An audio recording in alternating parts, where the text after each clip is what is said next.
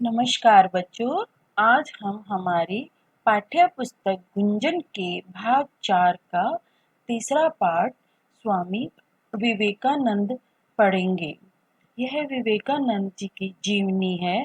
बच्चों, मैं आपसे कुछ प्रश्न पूछूंगी। क्या आप कभी गलती करते हैं? करते हैं तो क्या आप अपनी गलती को मानते हैं? हाँ, हमें अपनी गलती को स्वीकार करना चाहिए, क्योंकि जब हम अपनी गलती स्वीकार कर लेते हैं तो सामने वाला हमें दंड न देकर क्षमा कर देता है। बच्चों, हमारे देश में या विश्व में कुछ ऐसे महान लोग हुए हैं जिन्होंने अपने कार्यों से अपने समाज और देश का नाम ऊंचा किया है। अपने ज्ञान से संसार को नई दिशा दी। स्वामी विवेकानंद जी भी ऐसे ही एक संत थे जिन्होंने अपना सब कुछ मानव जाति के कल्याण के लिए भेंट कर दिया था। बच्चों, आपको यहाँ पे मैं कुछ तस्वीरें दिखा रही हूँ।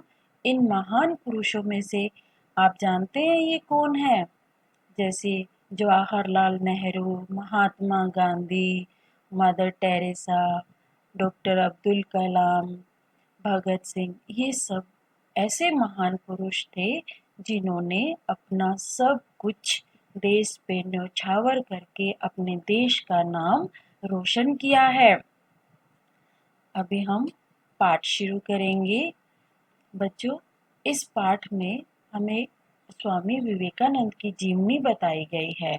क्योंकि उनके बचपन का नाम नरेंद्र था, तो एक दिन वे अपनी कक्षा में बैठे हुए थे तो उनके मित्र उनसे क्या कहते हैं, अभी मैं इस कहानी में छोटी सी एक और कहानी बता रही हूँ जो उनकी कक्षा में है।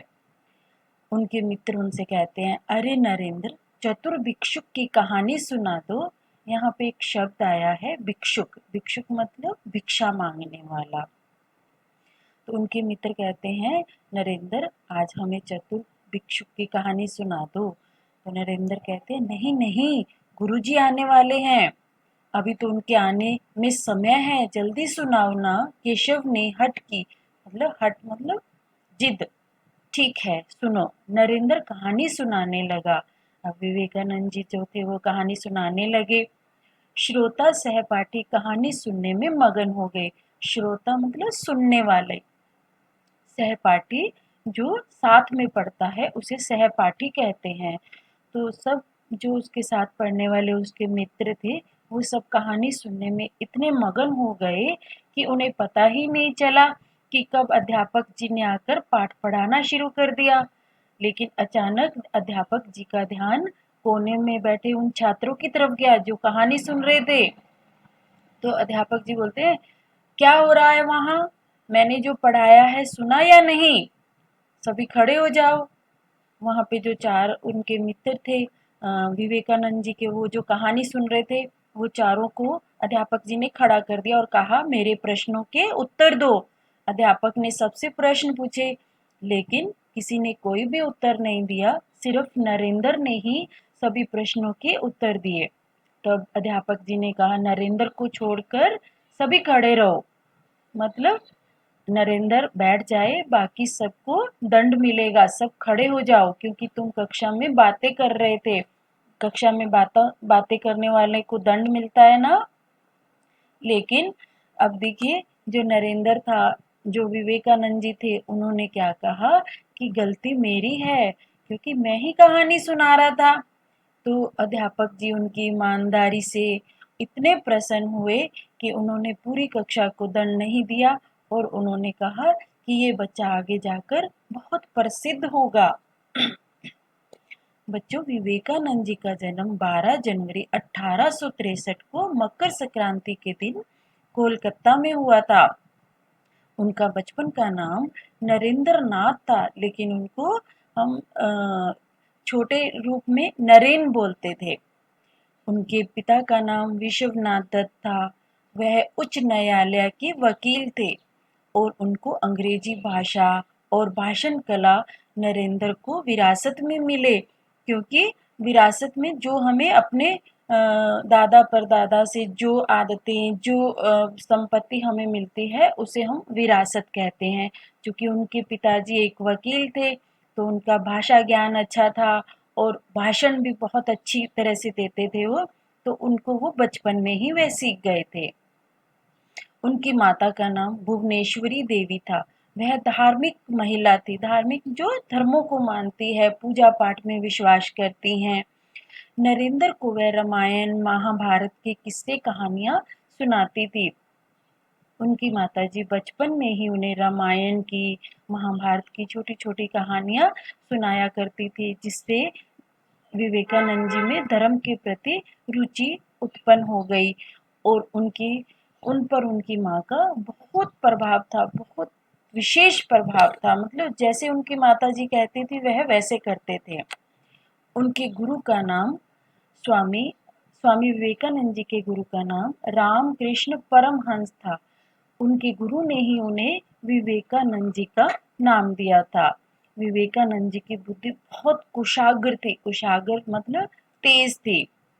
वे हमेशा अपनी कक्षा में प्रथम आते थे और उन्होंने छोटी ही उम्र में बहुत बड़े बड़े ग्रंथों का अध्ययन भी कर लिया था।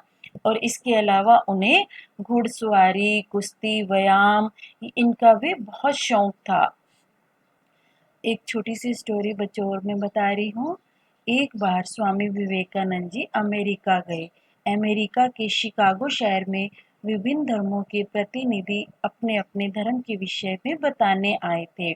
मतलब एक बार जब स्वामी विवेकानंद जी अमेरिका गए तो वहाँ का जो शिकागो शहर है वहाँ पे क्या है, बड़े बड़े देशों से लोग आए थे जो कि अपने अपने धर्म के बारे में बताने के लिए वहाँ आए थे शिकागो में।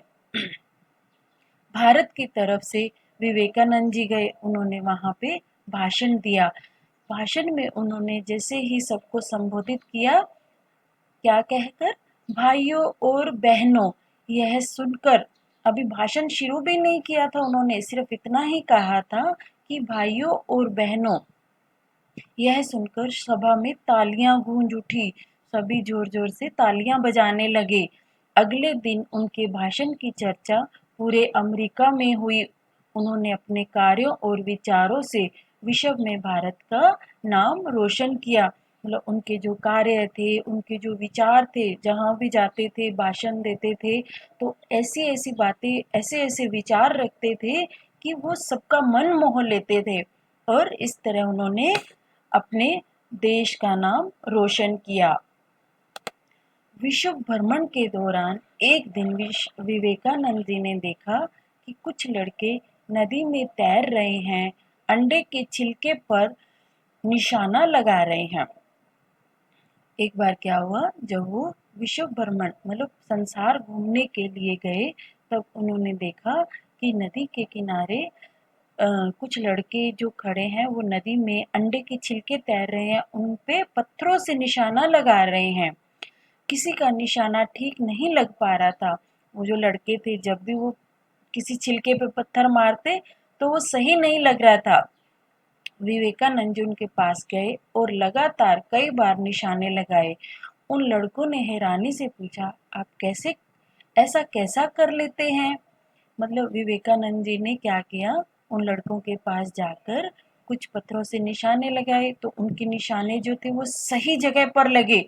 तो वो लड़के बड़े हैरान हो गए, आश्चर्यचकित रह गए।